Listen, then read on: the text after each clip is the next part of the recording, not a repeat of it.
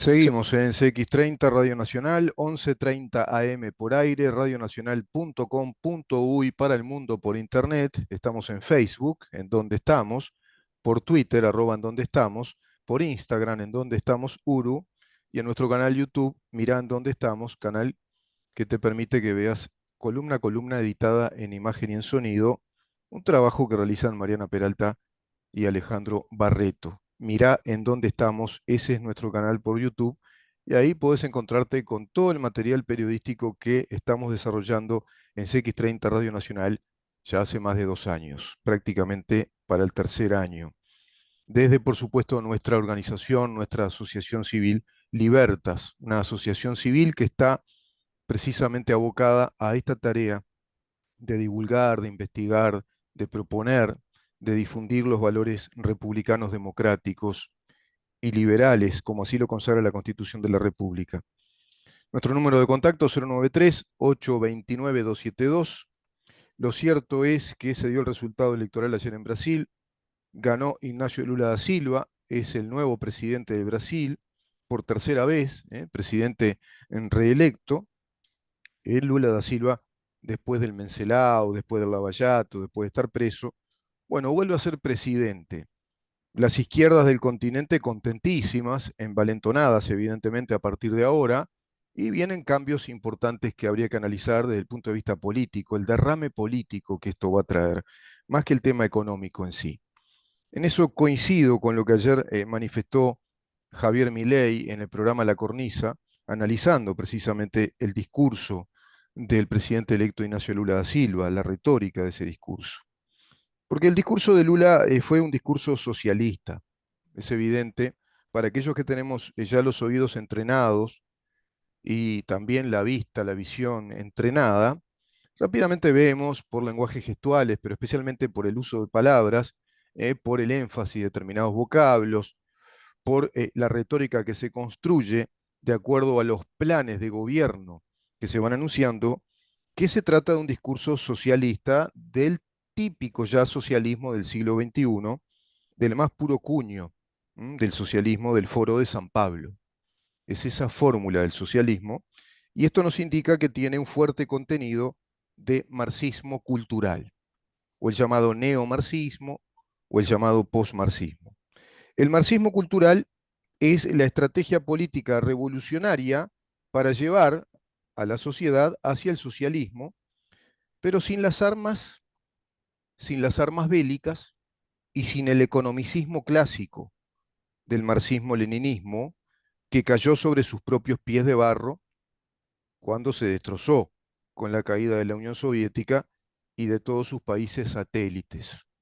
Apenas sucedió eso, en 1990, el propio Ignacio Lula da Silva, un promisorio, joven líder del Partido de los Trabajadores, líder del sindicato siderúrgico, bueno, en San Pablo fundan este foro que es con Fidel Castro, precisamente con Fidel Castro, para reinstalar una internacional comunista en nuestro continente, en toda Latinoamérica, y de ese modo, bueno, hacer renacer o perpetuar esa internacional comunista que el propio Partido Comunista necesita. Y todos los partidos, digamos, de izquierda, socialistas, etcétera, afiliados a las líneas marxistas, marxistas-leninistas o marxistas-trotskistas, como es el caso del Partido de los Trabajadores, el partido que lidera Ignacio Lula da Silva. Por lo tanto, eso hay que tenerlo bien claro siempre. Y ese es el discurso, la retórica que sostuvo ayer siendo ya presidente electo. Y bueno, así lo hizo en los debates presidenciales también. Y por supuesto que eso que hizo en los debates presidenciales, esa misma retórica, la traduce al discurso como nuevo presidente electo del Brasil, para todo el Brasil y para el mundo, y especialmente para la región. Leyó un discurso, es decir, leyó un discurso armado, evidentemente no lo escribió él no es el que formula su propio pensamiento, sino que es algo así como un soldado de ese lineamiento, el Foro de San Pablo, es un, digamos, un soldado importante, un agente político importante que lidera opinión y que se convierte nuevamente en presidente de los brasileños. Y por lo tanto, tuvo que instalar. ese discurso armado con las premisas del socialismo del siglo XXI, con las premisas de esa democracia popular, como le pueden llamar, o democracia de bases. Los puntos claves del mismo fueron privilegiar el salario. Destacó enaltecer el salario de todos los brasileños, privilegiar los salarios más bajos, apuntó a elevar el salario de las bases más sumergidas de la sociedad brasileña. Evidentemente, en este punto se dirigió a su propia base electoral, a sus bases electorales, se mostró indignado por el hambre que se ve en Brasil, también se instala el discurso del hambre, como pasa acá en Uruguay. Ahí hay otro común denominador de las estrategias discursivas o retóricas del Foro de San Pablo, instalar el discurso del hambre producido por la concentración de capitales de los modelos neoliberales, concentradores de riqueza y provocadores de la desigualdad social. Todo eso está en el discurso de Ignacio Lula da Silva, por eso se mostró indignado por el hambre que se ve en Brasil.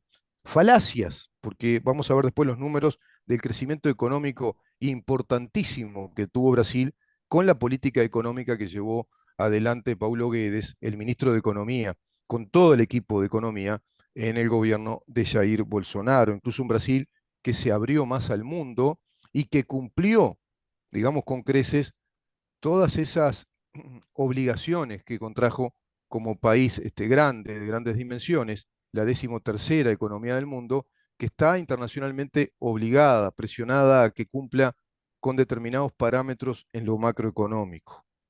Pero lo cierto es que para Lula existe un Brasil con hambre, existe un Brasil con clases que tienen salarios muy bajos y con privilegiados que provocan eso. Se mostró indignado por el desempleo, por esos salarios bajos en varias zonas de ese país, especialmente en el nordeste brasileño. Y no puede ser que en un país que es granero del mundo, superproductor de alimentos, haya gente con hambre. También manifestó en ese discurso del presidente electo ayer.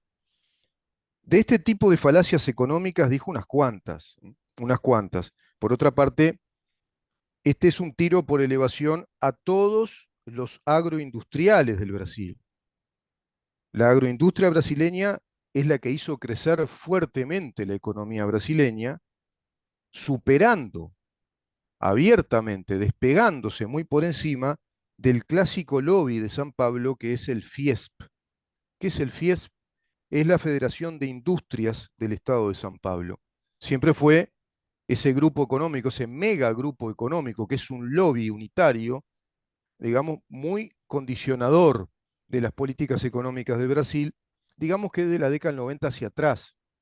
Pero desde esos nuevos acuerdos entre Felipe Cardoso, incluso con Meireles y también en el caso de Ignacio Lula da Silva, lograron ese acuerdo de leyes que se plantean, bueno, de orden público y que a su vez trazan políticas de Estado, como por ejemplo, bueno, la obligación que tiene todo gobierno brasileño de rumbear hacia el superávit, de tener una inflación muy, muy controlada, muy baja, en niveles muy bajos, de tener una apertura al mundo, a los mercados internacionales, de crecer en infraestructura, todo eso que venía haciendo el gobierno de Jair Bolsonaro, y lo venía haciendo incluso en un periodo no muy propicio, en pandemia.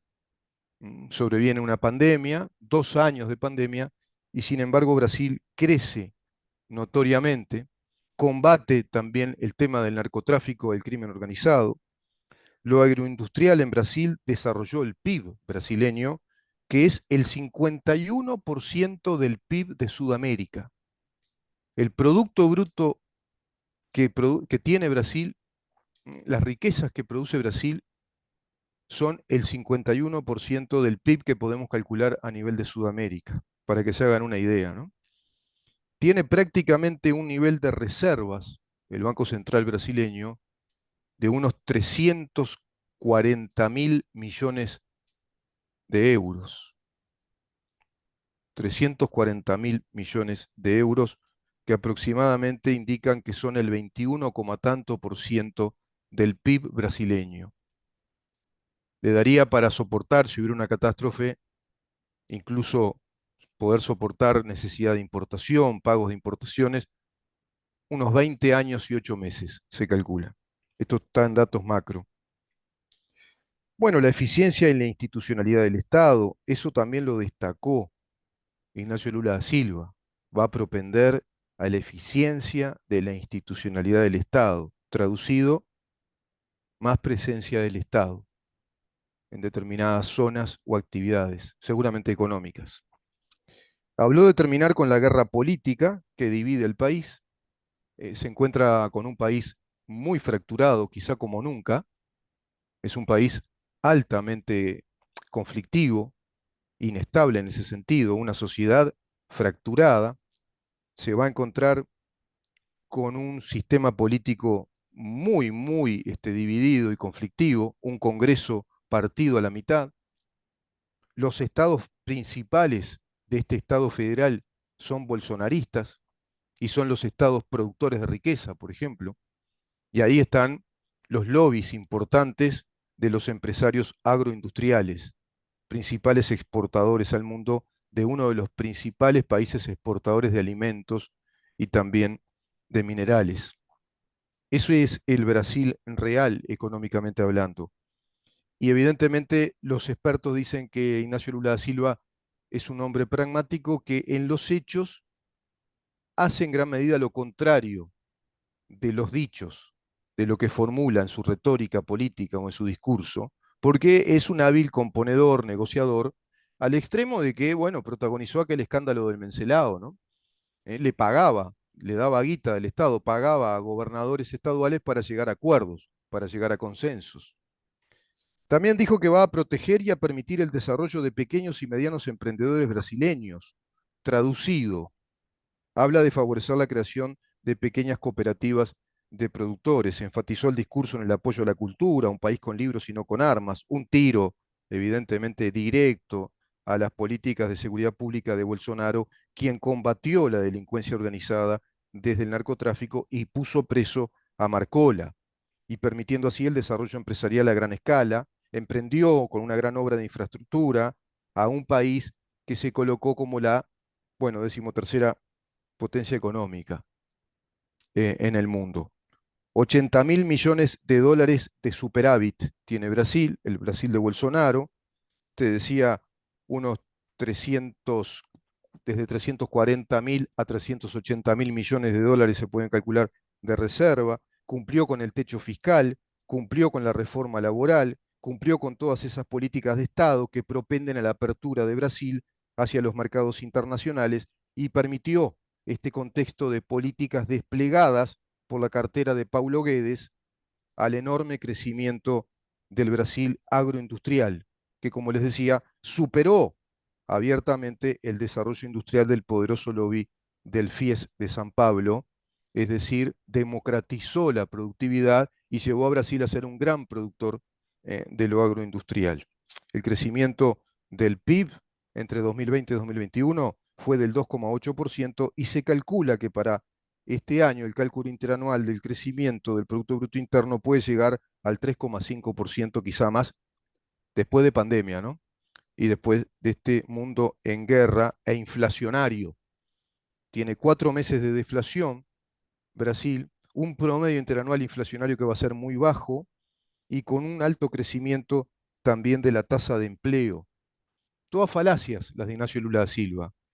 Ahora, en lo económico quizá no pueda cambiar demasiado, pero las grandes preguntas son cómo va a ser para enaltecer a los salarios, cómo va a subir esos salarios, cómo va a plantear la igualdad de las mujeres con los hombres en sus derechos, cómo va a ser con ese Brasil que él dice de libros y educación y no de armas, y cómo va a ser para desarrollar a los pequeños productores y emprendedores brasileños de pequeñas y medianas empresas, digamos que en el modelo de cooperativas, cómo va a ser si no con impuestos.